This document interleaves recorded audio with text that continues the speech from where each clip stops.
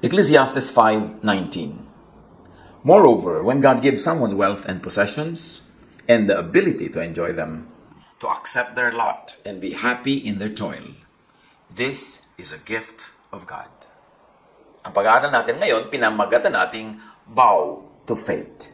Tanggapin ang kapalaran, tanggapin kung ano ang ibinibigay ng buhay. May kasabihan na what will be, will be. Kung ano ang nakatakda, siya ang mangyayari. Your happiness depends not only on what happens in your life, but also on how to react to fate. To accept, reject, or adjust to fate. Or to modify fate. May mga nangyayari na dahil ginawa natin. May nangyayari na dahil ginawa ng kapwa. Meron namang nangyayari lang dahil nangyayari lang. At ito ay labas sa kakayanan natin na makontrol. Paano sasaya sa buhay na hindi mo nakokontrol ang lahat ng nangyayari? At tulad ng ating sinabi na, ang kaligayahan, ang kasiyahan sa buhay, madalas sa kasalalay kung papaano tayo tumatanggap sa dapat tanggapin sa hindi maiiwasan. Kung paano tayo nag-react sa nagaganap sa buhay. Kung paano tayo nag-a-adjust at kung paano natin inaangkin at kung paano natin ina-apply sa buhay yung mga nandyan na mga kapangyarihan, mga elemento, mga sangkap ng buhay, whether we like it or not. What can be said about fate? There are some notes on fate that we should appreciate. Divine will or natural law shapes fate. Bakit natin pinagsabay yung divine will at natural law? Kasi yung natural law, God ang gumawa niyan. Walang pwedeng ibang gumawa. So nakakatiyak tayo that whatever is in natural law is also in accordance with divine will because God created nature. Psalm 139:13-14, for instance, sa human nature. For you created my inmost being.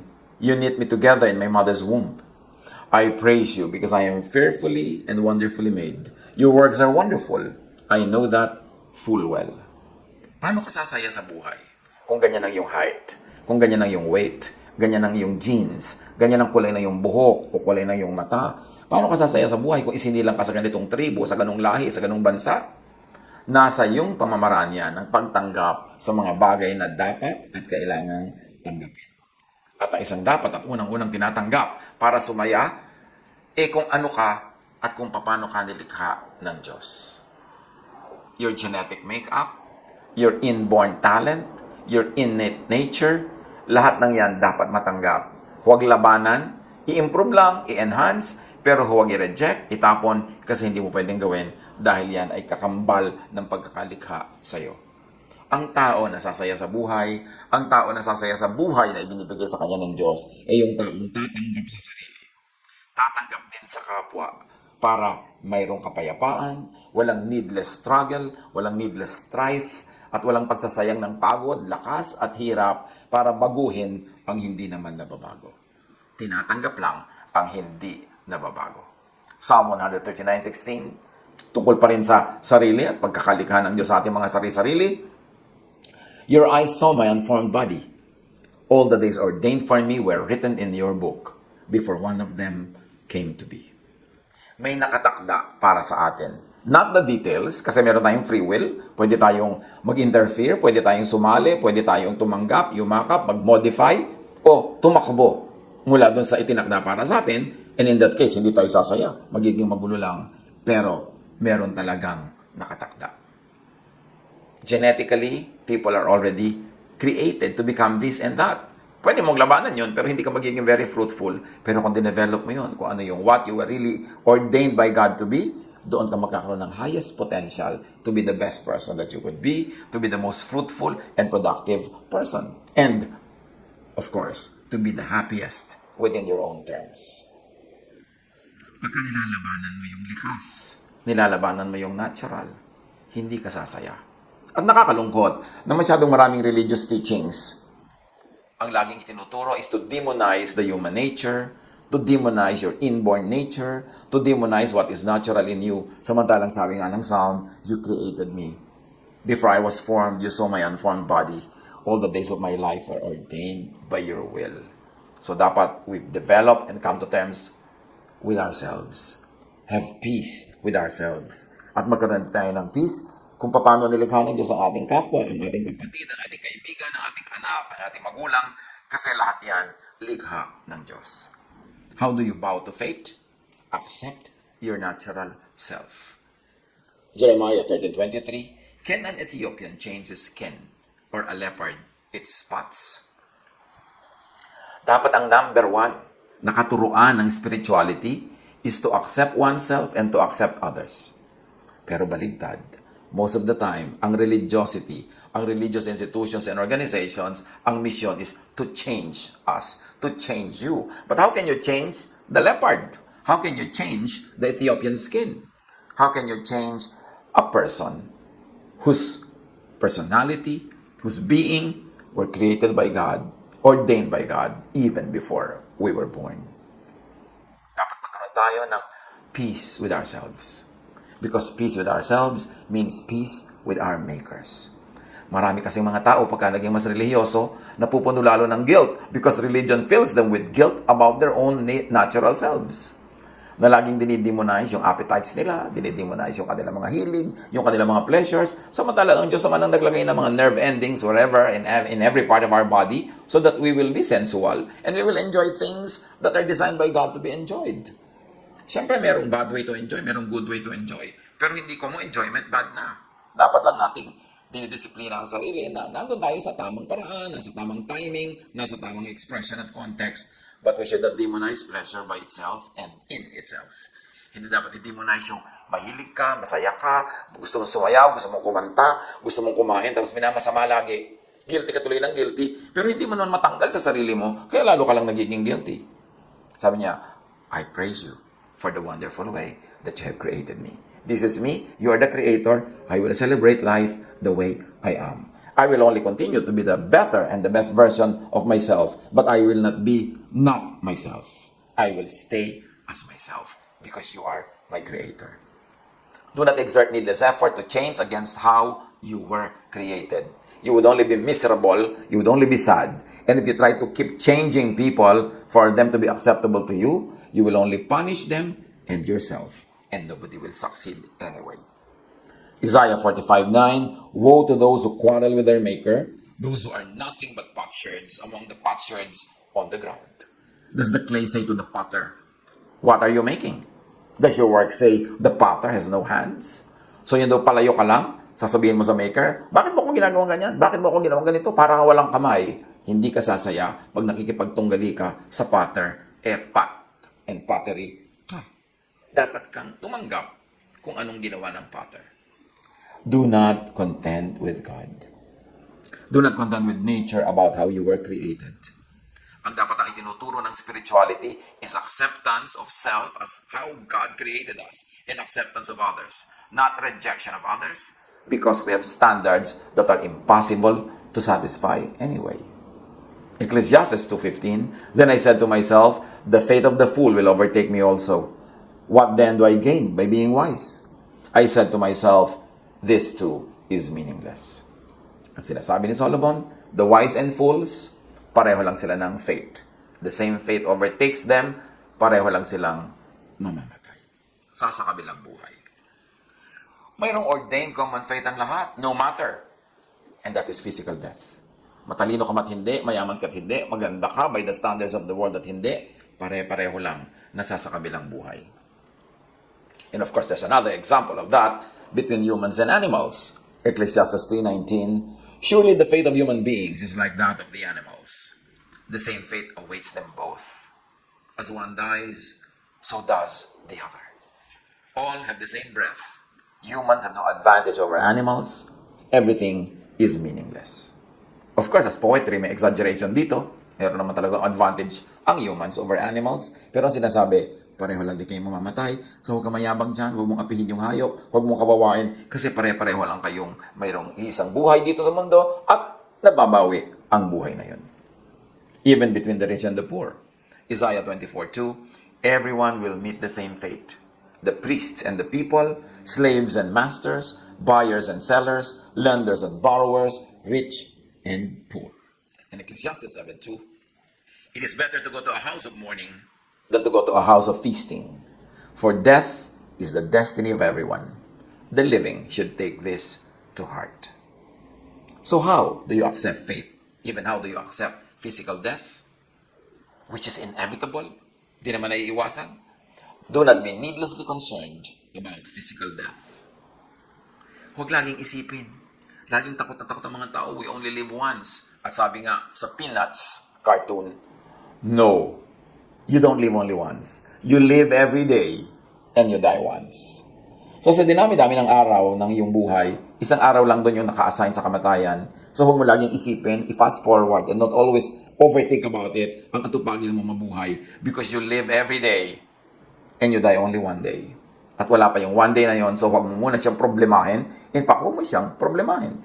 Kahit sino naman mang problema dyan, hindi rin niya naiiwasan. Enjoyin mo na lang yung day of life, day of living, at yung when the day of dying comes, meet your Maker. Accept birth. Also, accept death. Why? Because God is in control. Birth is ordained by God. Even death is ordained by God. So, huwag na nang labanan. Hayaang dumating kung darating, pero habang hindi pa dumarating, huwag yan ang pagtuunan ng pansin, huwag yan ang pag-isipan, ang atupagin ay mabuhay ng makulay, masaya, mabunga, mabuti, makadiyos, maibigin. Proverbs 21:30, there is no wisdom, no insight, no plan that can succeed against the Lord. Proverbs 16:33, the lot is cast into the lap, but its every decision is from the Lord. Ang lahat ng ito ang sinasabi lang, ipasa Diyos ang mga bagay na pang sa Diyos at ang atupagin lang ay yung pang sa tao. At yung mga dumarating sa atin, hindi natin makontrol, tanggapin. Kung pwedeng improvein. Pero kung wala kang magawang improvein, adjust. Ganun lang para sumaya sa buhay. Psalm 139:16, your eyes saw my unformed body. All the days ordained for me were written in your book before one of them came to be. God is in heaven. God is in our hearts. God is everywhere. God is in control. Ano man ang dumadating sa buhay natin, ano man natin pinagdaraanan, hindi yan lingid sa Diyos. Alam ng Diyos. At kung alam ng Diyos, at hinahayaan niyang mangyari yan, dapat din nating hayaan. Gamitin lang natin ang God-given talent, capacity, power, to improve it, to adjust to it. Pero sa mga hindi na natin mabago, tanggapin. Para tahimik ang buhay. Dahil kahit naman hindi perfect yung buhay, kahit hindi ang gusto natin ang nangyayari, at kahit ang gusto nating mangyari ay hindi nangyayari, marami pa rin natitirang blessing ang buhay. So huwag tayong mabulag na ang inaantay lang natin ay yung gusto, ang tinitingnan lang natin ay gusto, at pag wala yun, parang wala ng kwenta ang lahat. No. Maraming blessing, maraming pagpapala sa bawat hakbang ng buhay na ito. Kahit yung tinatahak nating landas sa panahon na ito, ay hindi yun ang ideal natin. But if God allows it, we should accept our fate. Proverbs 16:9, in their hearts, humans plan their course, but the Lord establishes their steps. Pwede naman tayong magplano. Nagpaplano nga tayo, pero ang Diyos pa rin ang masusunod at the end of the day. After we have done our best, while we are doing our best, let's accept whatever God allows to come into our lives. Huwag magsayang ng pagod na labanan ang kapalarang nangyayari, na labanan ang nagaganap. Ecclesiastes 6:10, whatever exists had already been named, and what humanity is has been known. No one can contend with someone who is stronger, and that stronger someone is God. Another note on faith, human will. Faith, prayer, can also engineer and modify faith. Kanina ay pinagdiinan natin, tanggapin ang dumadating sa buhay. Tanggapin ang palad. Tanggapin kung ano man ang ibinibigay ng Panginoon. Pero tayo, we were created in God's image. We were given by God the power. At sabi yun ni Jesus, believe. And when you believe, ask, seek, knock, and it will be given to you. When you believe, command this mountain to move, and it will move. So, ang unang choice sa mga dumarating sa atin sa kapalaran para tahimik ang buhay, tanggapin. Pero meron pa tayong isang choice. Modify. Change. Command the mountain to move. Meron ding ganong option. Ecclesiastes 10:10, if the axe is dull and its edge unsharpened, more strength is needed, but skill will bring success. This very short verse has two great ideas. Pag daw ang palakol mo, mapurol, at hindi na hahasa ang kanyang mga talim, dalawa ang pwede mong gawin, exert more effort. Kahit hindi na masyadong matalim, pag malakas ang paggamit mo sa kanya, makakaputol din niya ng kahoy. Pero, kung meron kang skill, mas lalong success ang darating sa'yo. E di ihasa mo. E di gumamit ka ng technique kung paano gagamitin ang mapurol na tool na yan para yung gusto mo ay mangyari. In other words, pwede ka mag-interfere with the given, and your skill, your God-given skill, can change things. Proverbs 17:8, a bribe is seen as a charm by the one who gives it. So even yun. Maraming mga tao, tinindi mo na sila itong verse na to na parang sama-sama ng bribe. Pero ang sinasabi lang naman dito, yung bribe para yung charm. Nakakagawa yan ng maraming mga himala para doon sa nagbibigay niyan. Maraming mga makinarya ang nalalangisan umaandar, maraming pinto ang bumubukas pag ang tao marunong makisuyo at marunong manuyo. Matthew 7:7-8. Ask, and it will be given to you. Seek, and you will find. Knock, and the door will be open to you. Napaka-common na sa pandinig natin at pagbasa ang verses na ito, pero naiintindihan ba natin? Tumatalab ba sa buhay natin? These are human interventions. Sabi ni Jesus, for everyone who asks, receives. The one who seeks, finds. And to the one who knocks, the door will be opened. Human interventions are accommodated by God. Human interventions of asking, seeking, and knocking are accommodated by nature, by creation, by the universe. Matthew 17:20, Jesus replied, because you have so little faith, kaya hindi niyo nagagawa ang gusto niyong gawin. Truly I tell you, if you have faith as small as a mustard seed, you can say to this mountain, move from here to there, and it will move. Nothing will be impossible for you. God creates, but faith can recreate. God lang ang nagkikreate, pero ang taong kinreate niya, hiningahan niya ng kanyang sariling buhay, meron siyang ibinigay sa ating kapangyarihan that our faith can move mountains, our faith can rearrange the universe, our faith can recreate creation, because when we ask, we receive. When we seek, we find. When we knock, the door will be open. It cannot stay closed if we are knocking in faith. At sa quantum physics, may tinatawag na observer effect. The observer's intention and attention freezes something into a wave or a particle and selects a particular outcome from all possibilities. Call observer effect the effect of prayer. Prayer can move mountains. Prayer can rearrange nature. Faith can rearrange and recreate creation. At may tinatawag sa physics na quantum tunneling, a phenomenon when, by repeatedly trying, a particle is able to penetrate a barrier that it should not be able to go through. In other words, anything that can happen will happen given enough chances. At yung quantum tunneling na yan can be likened to fasting, to prayer, non-stop prayer, prayer without ceasing, believing, insisting. If you continue to keep asking, it will be given to you. At napakaganda ng ginawa ni Jesus dyan na illustration. Yung byuda na mayroong court case na malamang ipatalo ng judge kasi ang kaya kalaban ng byuda ay mayaman na pwede magsuhol sa judge.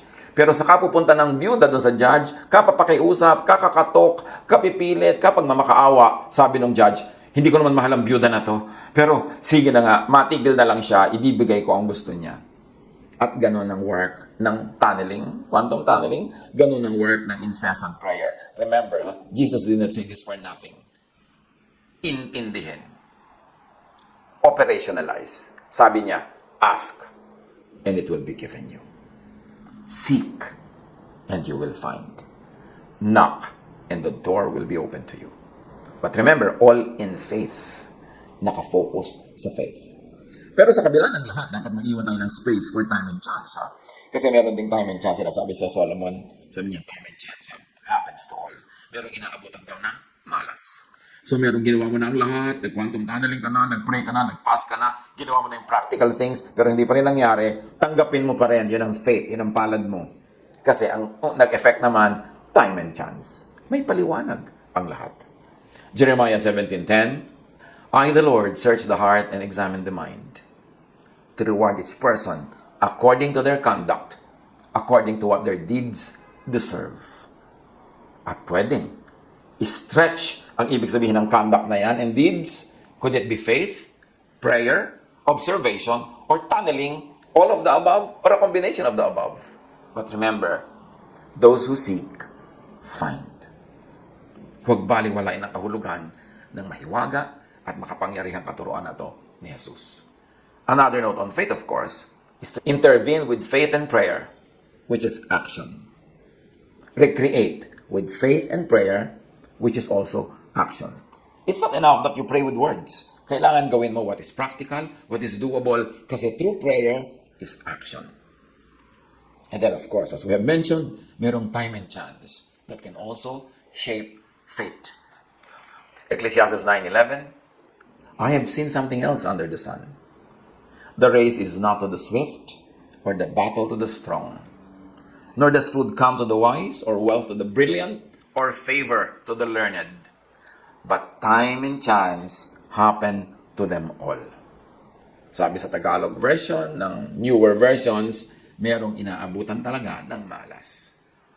At sa quantum mechanics, merong description ito. Quantum mechanics describes systems in a statistical distribution of possible outcomes.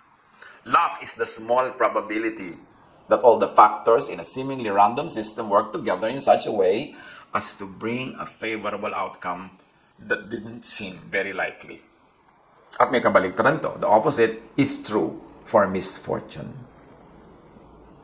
Luck, misfortune, the unexpected, is an aspect of nature. Meron talagang sweepstakes chance. May ganong nangyayari. Para rin yan sa reproductive system, ang dami-daming sperms, pero isa lang yung magtatagumpay o dalawa. So sino doon?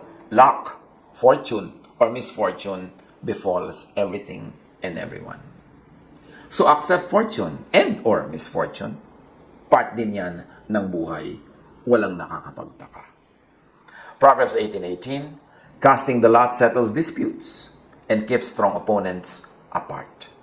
So imbes lagi kayo mag-away, mag-jack and point na lang daw kayo, magbato-bato, pick, luck, time, chance can settle many things at nasasave tayo sa maraming pagod, hirap at sugat. Ecclesiastes 3:22, so I saw that there is nothing better for a person than to enjoy their work, because that is their lot. For who can bring them to see what will happen after them? So mag-enjoy na lang daw sa buhay. Kung yan ang yung palad, enjoyin mo. Kung ang dumating sa'yo ay hirap, tanggapin mo. Kung ang dumating ay kasiyahan, tanggapin mo rin. Binless ka ng Diyos ng kayamanan at kaya mong ma-enjoy, enjoyin mo without apology. Huwag ka lang lilimot na maging mabuti, matulungin sa kapwa. Pero hindi mo kailangang magdusa kung hindi ka naman pinagdudusa ng langit. Religion lang naman ang mahilig magpadusa sa tao. Napakaraming misrepresentations kung minsan. Pag kinakita mo how the human body was made, we were created by God for pleasure. Kaya ang dami-dami mga nerves na inilagay niya dyan para maramdaman natin ang lahat ng dapat maramdaman. Tapos dinidemonize ng religion yung senses at sensuality. Of course, that's Greek idea na namana ng religion, even ng maraming Christian theologies. Kaya dapat suriin. Ecclesiastes 8:7, since no one knows the future, who can tell someone else what is to come? So do not be over-anxious about the future. Do not be over-anxious about the unknown. Hindi mo pa rin malalaman yan. Kahit magpatiwatiwari ka, magpagulong-gulong, intayin mo na lang mangyari ang mangyayari. At pag nangyari na, huwag mo naman tanggihan, tanggapin. Accepting time and chance could make one yield to fate more gracefully and peacefully.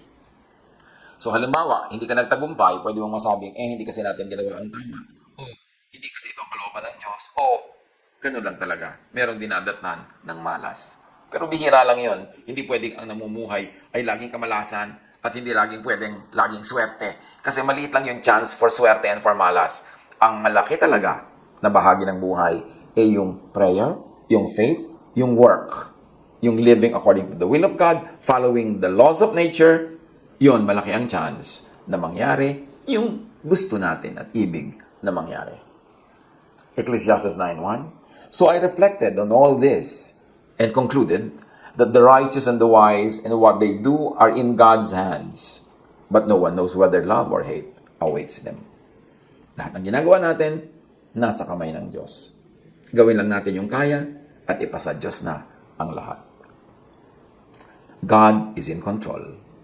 And the part of the system is that prayer and faith can change things, can move mountains. As we have mentioned, sa quantum physics, observation can change things, can move mountains. And the wave function collapse, an idea in quantum physics, the outcome of an event can be manipulated by extracting data pertaining to that event. Again, ang equivalent is prayer, observation, faith. What you predict, expect, and measure will increase the probability of it happening. Pag lagi mong pinapredict, inaasahan, sinasabi, binabantayan, inuungkat, pinalalaki mo ang chances na ito ay maganap. Kaya pag ang lagi mong iniisip ay negative, ang lagi mong kinakatakutan ay negative, ang laging laman ng iyong isip ay takot, malamang yun ang matutuloy. Kaya sinasabi sa Bible, whatever is true, whatever is worthwhile, whatever is beautiful, think about these things. Kasi pag iniisip mo, ipinagpe-pray mo. At sa quantum physics yon, you are observing, you are tunneling, and you increase the chances of this happening. That is the observer effect. The observer's intention and attention freezes something into a wave or a particle and selects a particular outcome from all possibilities. As we have said earlier, let me say it again. Tunneling can change things, can move mountains. At yung quantum tunneling, a phenomenon when a particle is able to penetrate a barrier that it should not be able to go through by repeated trying. Anything that can happen will happen given enough chances. At sinasabi ng matatanda, pag may tiyaga, may nilaga. Pag may prayer, may answer. Pag may knocking, may opening of the door. Pag may seeking, merong finding. Pag may observation, pag may tunneling, merong effect. So, believe, ask, seek, knock. Pray without ceasing. What you pray for, what you think of, what you work on, will have a great chance of being your reality. So after, and while doing the best you could, accept what life brings. Huwag makipag-boxing sa buhay. Huwag makipag-judo, karate, at kung ano-ano pa. Huwag makipaglaban. Tanggapin ang dapat tanggapin. Kasi kahit hindi yon was what you had in mind, marami pa ring blessing na makikita doon. Accept your lot to find peace. Pagka hindi mo tinatanggap ang nangyayari na hindi mo naman maiiwasan, lulungkot ka lang. Magiging miserable ka lang. Accept your lot to find peace. Be at peace. Isaiah 46:10. I make known the end from the beginning. From ancient times, what is still to come. I say, my purpose will stand and I will do what I please. Yan ang sabi ng Diyos. So bow to faith. Bow to God and find peace. I-apply ito sa ating buhay. Baguhin nyo ang pwedeng mabago at kayang baguhin. Pero hindi kayang baguhin, nandyan na talaga, tanggapin. Pwedeng mabago yan sa ibang araw, pero kung hindi mababago ngayon, tanggapin. Para tumahimik, para pumayapa, para sumaya. Yung anak na hindi mo mabago, tanggapin. Magulang na hindi mo mabago, tanggapin. Yung kapatid na hindi mo mabago, tanggapin. Kasi magbabali-bali lang ang buto niya at buto mo pag pinipilit yung baguhin ng isa't isa. Sabi rin sa Ecclesiastes, what is crooked cannot be straightened. Kung nandyan na yan, nandyan yan. Lalo't kung Diyos ang naglagay, hindi mo lang naiintindihan ng Diyos ang naglagay kasi may iba kang ideya about what you think God should put there, what God should do, what God should create. But God is creator. And so we see God's hand at work in the created things, in our reality. Tanggapin ang dapat tanggapin. Kung kaya medyo baguhin, i-adjust para mag-improve, gawin. Pero kung hanggang doon na lang, tanggapin para sumaya. Ano ang mga dapat nating tanggapin sa buhay para tayo sumaya? Yan kaya ay yung inyong asawa. Dapat yung tanggapin talaga dahil andyan na yan. As is where is, no return, no exchange. Yan ba yung anak nyo na hindi according to what you thought your child would become? Yan ba yung magulang na hindi in accordance with what you think parents should be? Is it life? Is it your income? Is it where you live? Is it your race, your gender? Is it your height or weight? or waistline, ano man yung hindi natin matanggap, na nagiging miserable lang tayo dahil hindi natin tinatanggap, be wise, learn, bow to fate. God bless us all.